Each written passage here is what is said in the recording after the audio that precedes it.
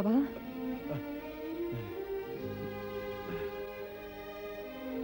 मेरी बच्ची,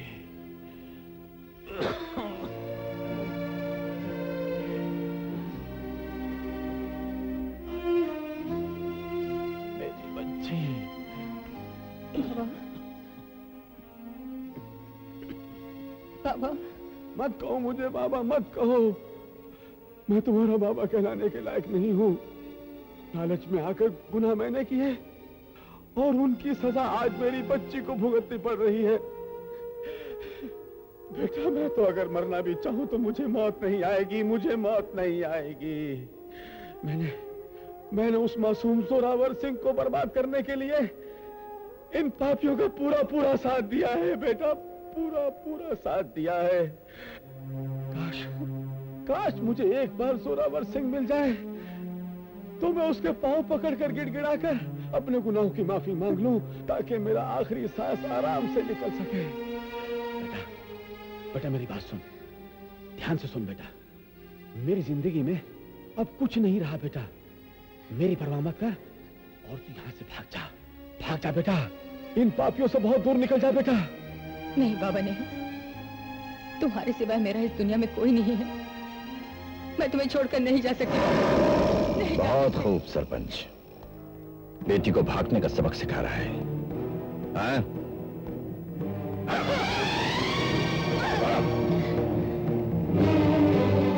तुम्हें तो शुक्रगुजार होना चाहिए कि राजदार होने के बाद भी हमने तुम्हें जिंदा रखा, वरना हमारी चाल से मौत भी इंसान को नहीं छुड़ा सकती। रोशन सिंह, ऊपर वाले से डर, उसकी लाठी में आवाज नहीं होती। एक दिन तेरे गले में कानून का फंदा होगा, तब तुझे मालूम पड़ेगा तो कितना बड़ा गुनहगार है। कानून को तो हम अपनी हथेली पर लट्टू की तरह घुमाते रहते हैं। जब चाहे उसे उलट देते हैं, जब चाहे उसे पलट देते हैं, और मौका पड़ने पर कानून को अपना दोस्त बनाकर अपने दुश्मन के पास मौत का पैगाम देकर भेज देते हैं।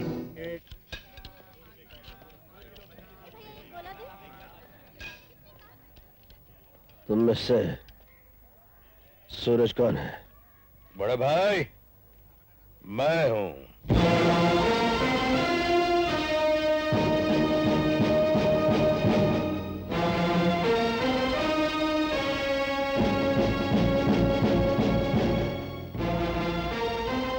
तो आप ही हैं अंगारों के पुजारी, जो जहां से गुजर जाए वहां शोले और चिंगारियां बरसने लगते हैं।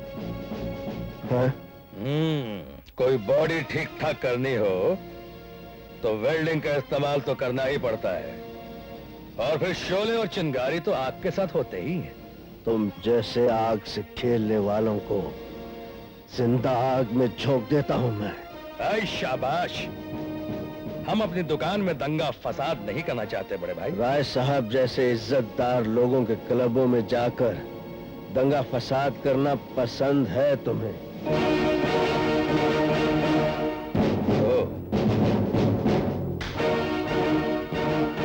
तो तुम दुश्मन के भेजे हुए तीर हो?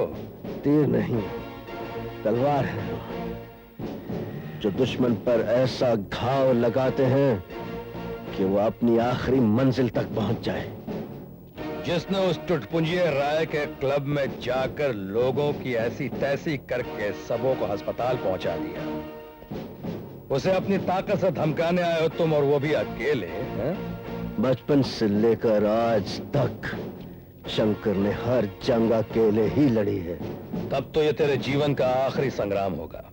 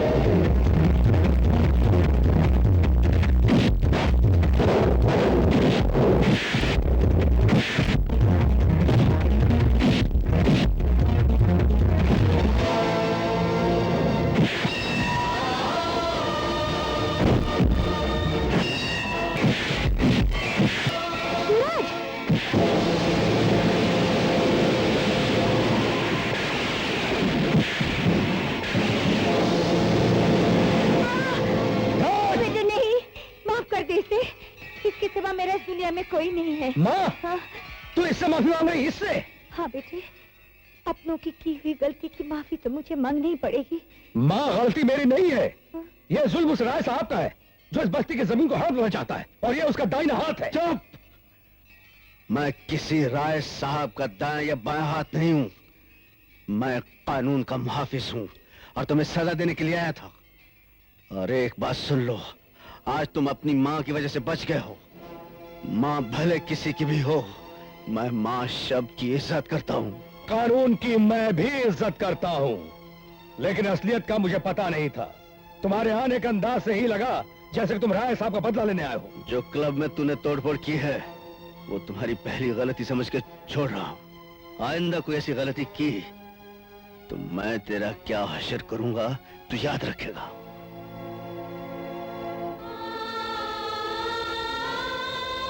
ये तू क्या कह रही है पद्मिनी? हाँ, मैं ठीक कह रही हूँ। आज मैंने पहली बार अपनी आंखों से शंकर को देखा है। वो बिल्कुल तुम्हारा दूसरा रूप है। फर्क सिर्फ इतना है, तुम प्रायश्चित के आंसू से अपने गुनाह को धो देना चाहती हो, और वो अपनी इंतकाम की आग से सब कुछ जला देना चाहता है। आज तो वो एक माँ की खातिर लड़ाई छोड़कर चला गया, लेकिन अगर उसे ये पता चल गया सूरज तुम्हारा बेटा है, तब क्या होगा? कुछ नहीं होगा, तो फिक्र मत कर पद्मिनी। अगर जरूरत पड़ी तो उसकी नफरत की आग को मैं अपने खून से मिटा दूंगा। फिक्र तो मैं सूरज के लिए भी करती हूँ, जिसकी लहू में तुमसे ज्यादा गर्मी है। उसकी गर्मी, उसका ये जोश कहीं उसे ऐसी जगह न पहुंचा दे जहां उसकी माँ की आवाज तक न पहुंचे। नहीं, नहीं, भगवान हमारे साथ इतना बड़ा अन्याय नहीं करेगा। तो बहुत दुख झेल चुकी है पद्मिनी, ये सब बहुत हो चुका।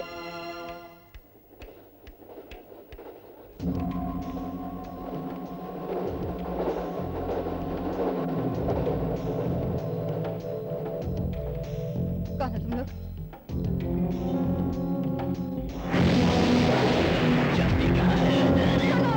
छोड़ दो मुझे!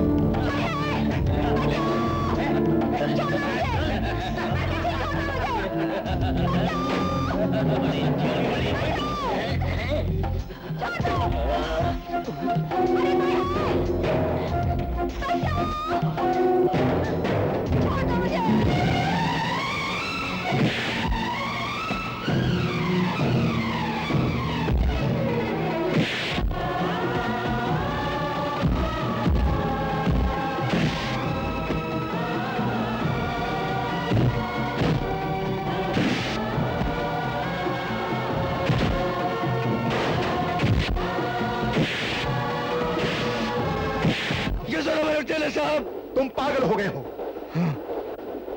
हाँ, मैं पागल हो गया हूँ। जब इन दरिंदों को देखता हूँ तो मेरे सामने जोरावर की शक्ल आ जाती है, और जब उसकी शक्ल आती है तो मैं पागल हो जाता हूँ। जेलर साहब, मैं पागल हो जाता हूँ।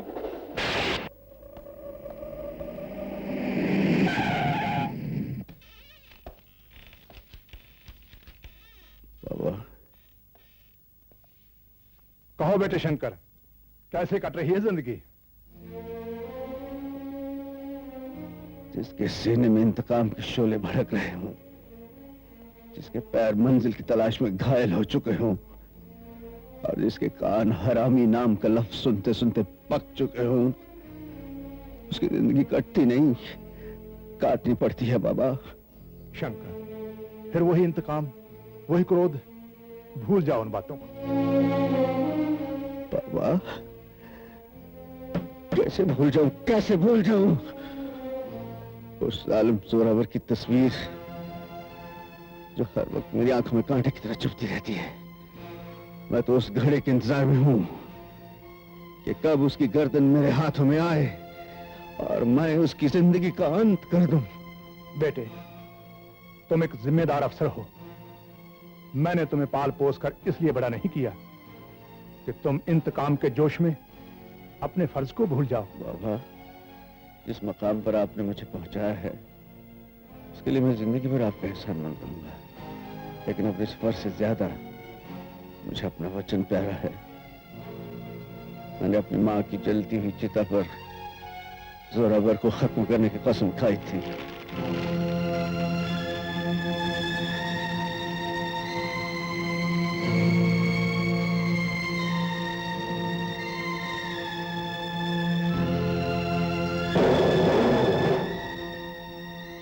जब तक मैं जोरावर का सर काट कर मट्टी में नहीं मिला देता, मैं चैन की सांस नहीं लूंगा।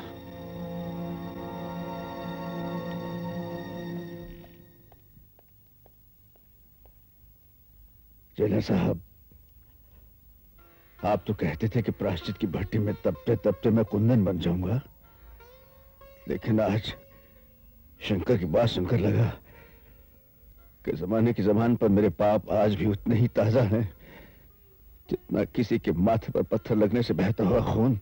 जोरावर, जो दिल की गहराइयों में जज्बात की चोट खाए हुए होते हैं, वो ऐसे ही जहर उगलते हैं।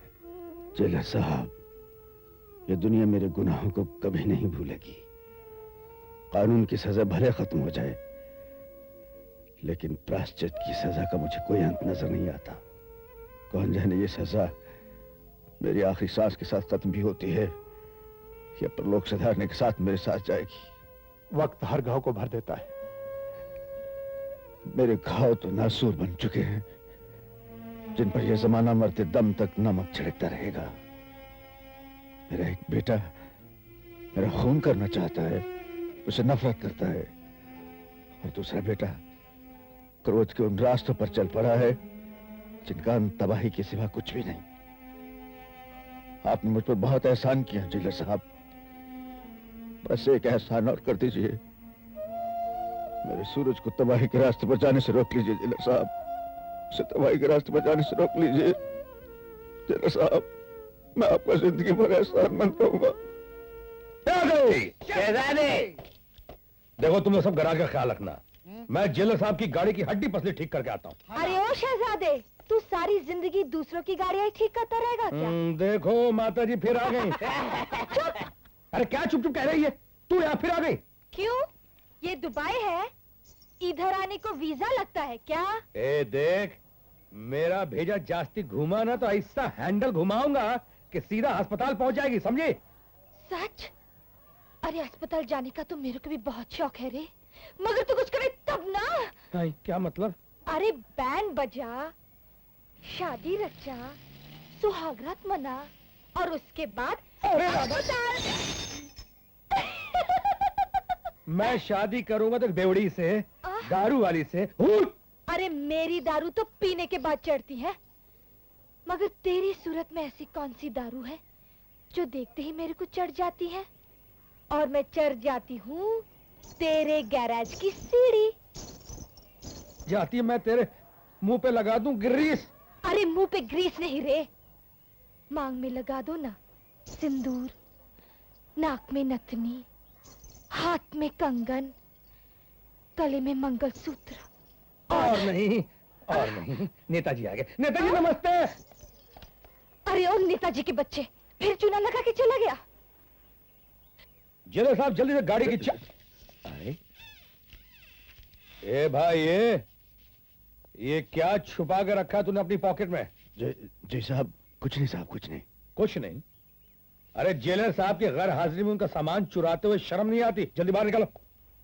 साहब, मैंने यहां से कुछ नहीं उठाया। देखो, मेरी माँ ने मुझे झूठ ना बोलने के साथ साथ झूठ ना सुनने की भी नसीहत दी है। जुर्म की चादर में लिपटे हुए मुजरिमों को जरा सी आजादी मिल जाए तो वो कानून का सारा जिस्म नोच कर फाड़ डालेंगे। बाहर निकालो। क्या हुआ? क्या हुआ सूरज? देखिए जेलर साहब, बिच्छू डंक मारने से बाज आ सकता है, सांप फन मारने से, मगर ये सफेद वर्दी में लिपटे हुए मुजरिम अपने काले कारनामों से बाज नहीं आ सकते। क्या? मेरे सामने इसने आपकी कोई चीज उठाकर अपनी पॉकेट में छुपा ली।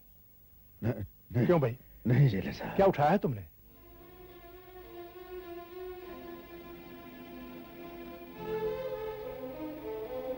जेलर साहब, आपसे क्या छुपाना, ये देखिए। सूरज, ये तो इसकी पत्नी और इसके बेटे की तस्वीर है, जिन्हें ये बहुत प्यार करता है। क्या प्यार है, क्या जज्बात हैं। जुर्म की सड़क पर दौड़ते वक्त इन्हें जरा भी ख्याल नहीं आया अपनी बीवी का, अपने बच्चे का। जब पिंजरे में कैद हो गए तो उनकी तस्वीर से प्यार करने लगे। अरे मर्द जात तो इससे भी कड़ी सजा सह के जी जाए। सोचिए, जरा सोचिए, इसकी बीवी का कैसे दर बदर की ठोकरें खा रही होगी अपने मासूम बच्चे को सीने से लगाए। एक सजा जो इन्होंने कानून से ली है, वही दूसरी सजा इन्होंने अपने परिवार वालों को भी दी है। सूरज, इस बेचारे का दिल दुखाकर तुमने अच्छा नहीं किया। इन सलाखों में ये एक वाहिद सच्चा इंसान है जो मेरी नजरों में इंसानियत से बढ़कर महान बन चुका है। बेटे, अनजाने में इससे एक पाप हो गया था जिसकी सजा ये कैद से भी बढ़कर पश्चाताप करके भुगत रहा है। ऐसे इंसान का दिल दुखाना भगवान का दिल दुखाने के बराबर होता है। ए बाप, ए बाप, मेरे बाप, आप मेरे को माफ कर दीजिए। देखिए, अपने को कुछ नहीं मालूम है, लेकिन जिले साहब बोलते हैं कि आप बहुत अच्छे आदमी हैं, सोना आदमी है, सोना। और कभी कभी सुनार से भी सोना पहचानने में भूल हो जाती है। बाप, हम तो सिर्फ मैकेनिक है ना। बेटे, बाप कहाँ है? तो एक बार मेरे सीने से भी लग जा, मेरे सीने से लग जा। बाबा, मेरा इस दुनिया में बाप नहीं है, लेकिन अगर आज होता तो उससे भी वही प्यार मिलता मुझे जो आपके सीने से लग के मिला है। मुझे माफ कर दो बाबा। अरे बेटे, जीता रहे बेटे, मेरे लाल, मेरे बच्चे, तू जीता रहे, जीता रहे। तेरा माल भी बाका ना हो कभी। मैं चलता हूं, मुझे माफ कर देना बाबा। अरे बेटे,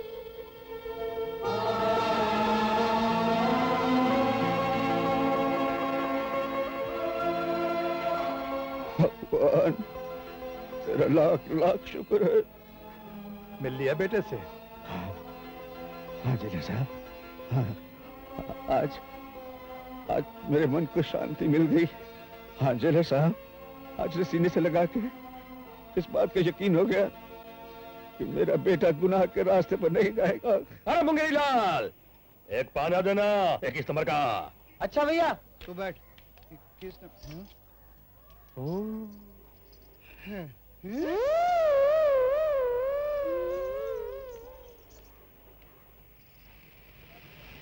अबे तू तक किया, ये तो 30-32 नंबर का, 21 नंबर का दे रे। शहजादे, कौन है बे? 21 नंबर का तो मेरा है। तेरा है? क्या तेरा है? साल, आज से 21वां साल ही तो लगा है। कैसी लग रही हूँ मैं? बिल्कुल पटना के गोल घर की तरह चमक रही है, बहुत अच्छी लग रही है। दूर हट, भाई काम करने मेरे को, पीछे हट, चल हट। हाँ बोल ना। लव, प्यार, रोमांस कितना बड़ा काम है। जो मजनू ने किया तो नाम हुआ, रांझे ने किया तो नाम हुआ, रोमियो ने किया तो उसका भी नाम हुआ।